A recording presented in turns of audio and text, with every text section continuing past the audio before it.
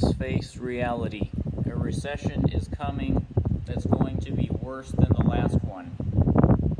Economic bubbles have appeared all over the world in the same fashion that they did in the lead up to the 2007 crash.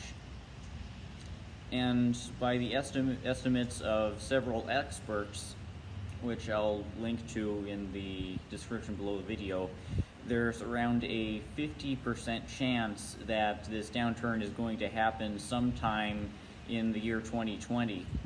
It's no doubt going to be a much higher percentage chance in the time after then. We're rapidly headed towards a scenario that's going to put a lot of people in an uncertain situation. Think of what your situation was like right after the 2008 crisis, then think of getting into a situation that's even worse than that, sometime likely in the next 2 years. This is the reality we have to face. Like most Americans, my family is going to face a lot of challenges when this happens, and we're going to need to figure out how to navigate our way out of that somehow. But what we need to the mindset we need to get towards is that we're not going to really get out of this until we overthrow the system.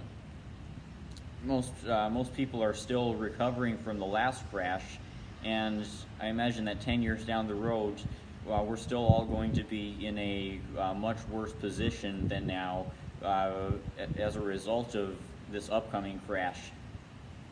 We're not going to really get out of this until this neoliberal capitalist hellscape is eliminated and replaced with a socialist system.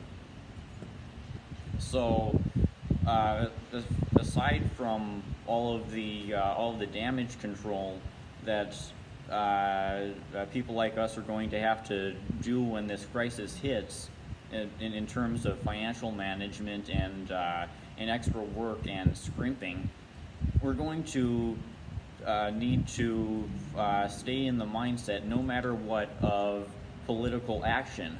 Political action needs to be part of the damage control process, because political action is the only way we're going to get out of this.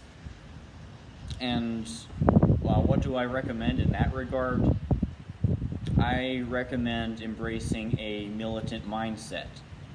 I recommend orienting yourself right now towards becoming more dedicated than ever to deepening your Marxist political knowledge, towards becoming involved in organizations like the Party for Socialism and Liberation, towards organizing civil disobedience actions like blocking roads, like carrying out strikes, like carrying out boycotts.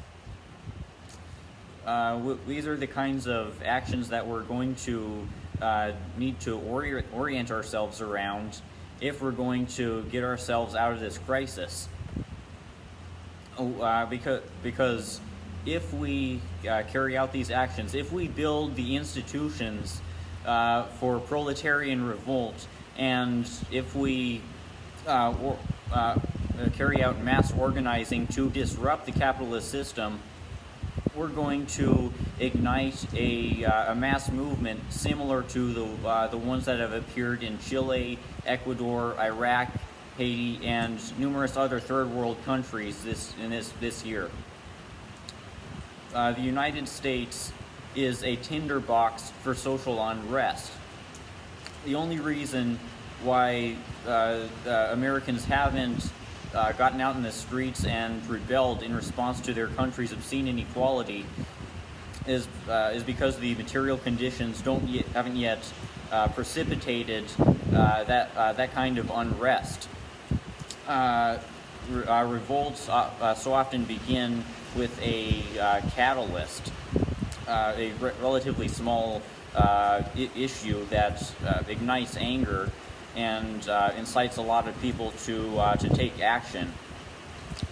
We don't know what the catalyst for rebellion is going to be in the United States, but when this catalyst comes, we the people, the proletarians, the poor people, the working people, are going to need to be ready to get involved in the mass actions and to steer the unrest towards destabilizing the capitalist system and installing a dictatorship of the proletariat.